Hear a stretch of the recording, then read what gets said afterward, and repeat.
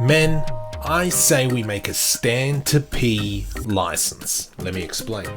How many times have you gone to the toilet and there is just whiz all over the toilet seat? Or you go to a urinal and there's just pee all over the ground. It is disgusting. So this is what I propose. You need a license to stand and pee. Yes, the best part about being a man, let's put a license on it. Now some of you might be going, well, what am I meant to do instead?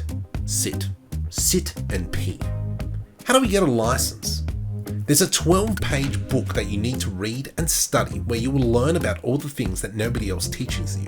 Examples of how to pee quietly into a toilet, how to pee loudly into a toilet, the one-handed stand, head resting on the wall, the theory behind the 3 shake rule, and so on.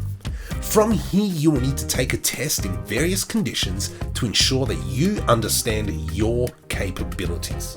Can I lose my license? Of course. Too many slips on the toilet seat or too many dribbles creating a pool around the urinal? This will become unacceptable and your standing privileges will be revoked.